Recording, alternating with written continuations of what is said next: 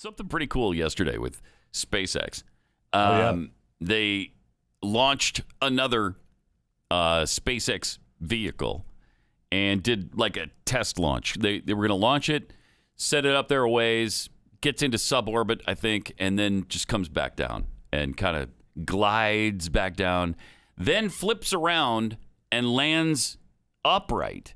Now that I don't think that's ever happened with a rocket before. I don't think anybody's ever shot one up and then landed that rocket standing. Right. Well, I mean, that's what Elon's famous for, right? I mean, he lands the boosters, and that's what he wanted to do. And so they took off. And here's what happened yesterday. Mars, here we come. Yeah. And then they brought it back. Here it is. Okay, so it's going up. Now it's landing. There it's coming down now. Boom. Oh, go. Oh. It hit a little too fast. Yeah. It's okay. We didn't quite slow down enough. Now, Elon said that might happen. In fairness, he said, all right, we got some issues, but we're going to go anyway. We think it's far enough along that we're just going to see what happens. Right. It may not land successfully, and it didn't. No, the engines appeared to reignite, and then it flipped back vertical, slammed into the ground. Yeah. And it's supposed to flip back vertical, though, and right? Elon's, and then just be slowed down enough to where it just touches down and stays there instead of exploding. Because the people in it eventually will appreciate it when a little bit slower. They'll appreciate it when it doesn't explode. Yes. I think. And when it took off, Elon, tweeted, "Mars, here we come." And then he said at the end of the launch when the accident happened, we got all the data we needed. Great job. No problem. Thank you. We're fine. Thank you, Good South job. Texas, for your support. This is the gateway to Mars. And then he said, I think the quote was, we got all the data we needed. Thank you. Great job, SpaceX. No problem. Okay, so he's still... full header tank pressure was low during landing burn, causing touchdown velocity to be high and rud. But we got all the data we needed. Congrats, SpaceX team. Hell yeah. So... they're still on track, supposedly, for the 2024 landing of people on the moon. So by 2024, SpaceX and NASA claim they're going to land more people on the moon. That got pushed up from 2028 to 2024. Right. So that almost never happens, where they think, okay, we don't need that much time. Let's go ahead and move that up.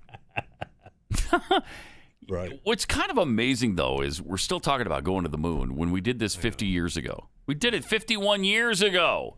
And we did it for 3 straight years 51 years ago. And we landed, 12?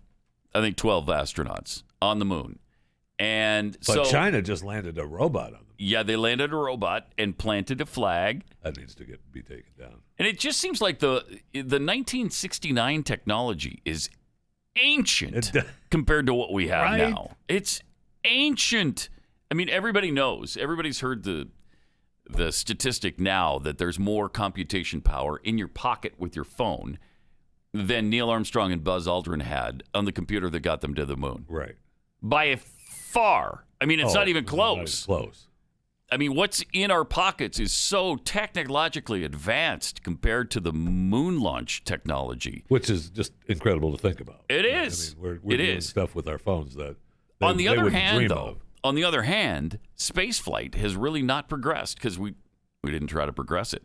We haven't been working the last 50 years on getting anywhere and doing anything because they had no vision for it. And so now their vision is to use the moon as the launching pad, right? To Mars. Right, and to other worlds beyond that. We should have been to Mars by 1980. It feels that way, doesn't it? Yeah. We should have already. I mean, at the latest, 1990. Now, we found out earlier this week that maybe we have. Yeah, right. We actually have a base. We have an underground base on Mars with the Galactic Federation. Okay, so that was according to the former head of the Israel Space Agency. Right. So he must know. On the other hand, he's 87 years old, and he might think he knows some things that maybe aren't exactly right. I don't know. Now, some would say that he's 87 and it doesn't matter to him right now. He just wants to get the truth out there. That's what he said, actually. Yeah. Huh. So. I mean, there is that. There is and that. And then we have Virgin Atlantic, right, getting ready to do their space shot. Yeah, they had their last test yesterday. The date is open from today till the 24th, I think, where they're going to test their flights into space. But they're hoping for today. The 11th was the day one. Yeah. Mm-hmm. So this is going to be their last test launch before they start launching people into space at $250,000 a piece. I think they're going to have 2 astronauts. That's really cool. And two dummies on this test flight. Oh, okay. 2 mannequins. Yeah. And it's cool that they got to deal with Under Armour for the astronaut suits and the traveler. Now, suits. do you get the suit and the trip to space for $250,000? I don't know. I don't know. Is the suit extra? I mean, Under Armour might be hanging stuff up at the terminal saying, "Ooh, yeah, you can't get on without this, and this we charge for." Fascinating. I mean, some great things are coming. It's just that we should be further along. I just really think the space shuttle project, when we went from the moon to the space shuttle, that's like a step backward. What are you doing? Why are we bothering with, okay, we get to fly around the Earth again? We're doing orbits? I mean, John Glenn did that, okay, in 1960. Well, we needed something to go pick up the trash at the space station, right? Yeah, we did. And I guess, and deliver satellites into orbit. And so this shuttle did that. And wasn't that exciting? Actually, I remember the first launch in, 80 or 81, whenever that happened.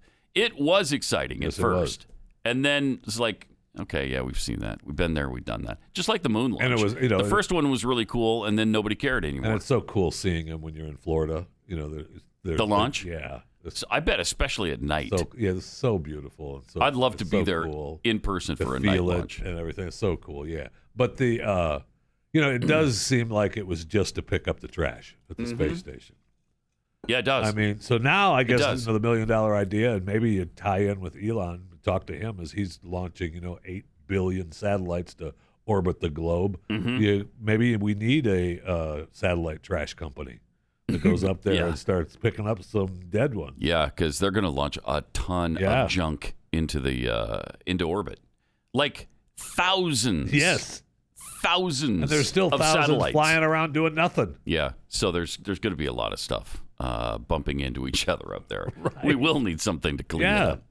But yeah, I just wish we were a little bit further along. Like I wish we were working on, I don't know, light speed at least, if not warp speed. Maybe we are. Yeah. With the Galactic Federation. Yeah, I hope so. But I hope so too. I kind of doubt it.